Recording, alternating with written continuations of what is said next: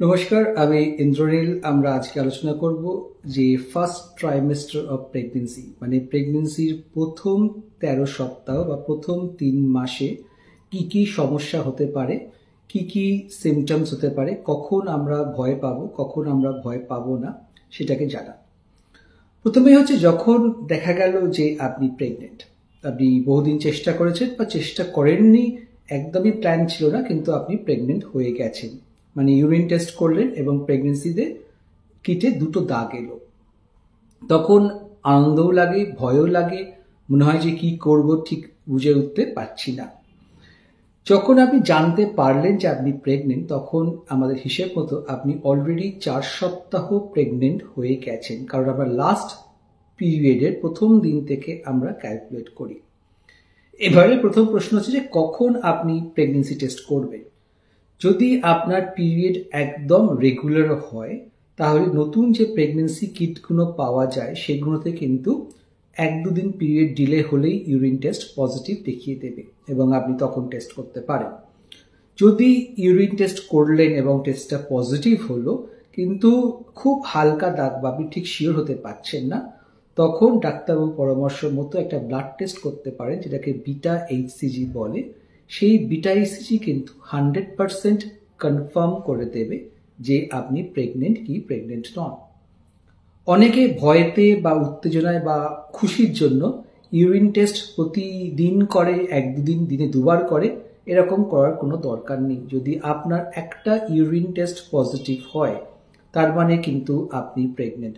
রোজ বা 2-3 দিন অন্তর টেস্ট করতে হবে এরকম নয়। তাহলে কোনো সন্দেহ হলে বিটা ইসিজি টেস্ট করতে হবে এবং এটা বলে দেবে আপনি প্রেগনেন্ট কি প্রেগনেন্ট না।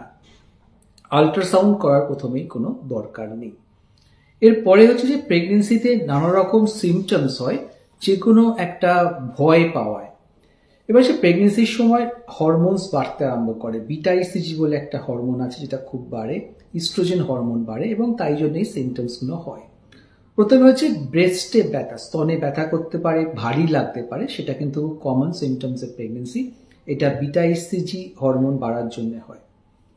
বমি বমি ভাব লাগতে পারে, আমরা বলি মর্নিং সিকনেস। সেটা সকালবেলাতেও হতে পারে বা দিনের যে কোনো সময় হতে পারে। তো প্রেগনেন্সিতে বমি ভাব লাগাটা খুব স্বাভাবিক।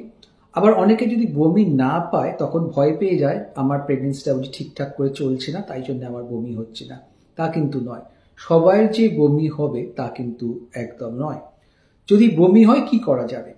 প্রথমে কিছু লাইফস্টাইল চেঞ্জ বা জীবনযাত্রায় কিছু পরিবর্তন আনা হবে। সেটা হচ্ছে যে খুব মশলাদার খাওয়া, তেলের খাওয়া, এসবগুলো খাওয়া অ্যাভয়েড করতে হবে। বারবার করে অল্প অল্প খেতে হবে। যে খাবারগুলো পছন্দ নয় সেগুলো খাবার দরকার নেই। বমির ওষুধ খেতে পারেন। যে ওষুধগুলো আপনাকে ডাক্তারবাবুরা দেবে সেগুলো কিন্তু একদম নিরাপদ। তাই জন্য বমির ওষুধ খেলে যে বাচ্চার ক্ষতি হবে তা কিন্তু নয়।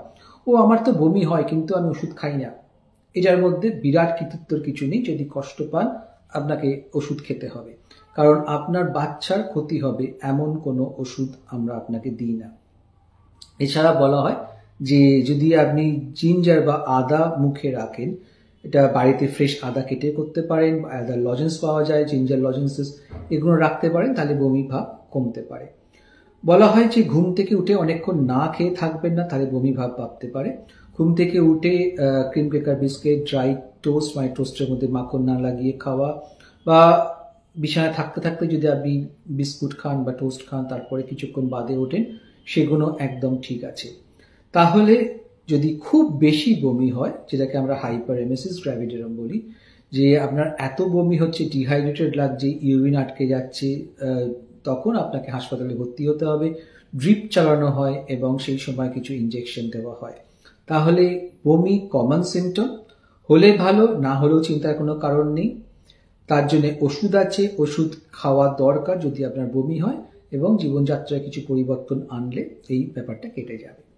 ক্র্যাম্পি পেন বা নিচের দিকে পেটের তলপেটের দিকে ব্যথা হয়, এটা খুব কমন সিমটমস প্রেগনেন্সির প্রথম 8 থেকে 12 সপ্তাহ থাকে।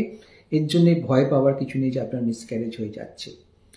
অ্যাসিডিটি বা বুক জ্বালা বা অম্বল, যে নামে আপনি ডাকুন না কেন, সেটা হতে পারে। এবং তার জন্য যেটা বলা হয়, আবার বারবার করে খান, ডাইজিন, ডায়াভল, ইনো, পুদিনহারা, এগুলো খাওয়া যাবে। তো ডাক্তারবাবুর পরামর্শ মতো আপনি ওষুধ খান।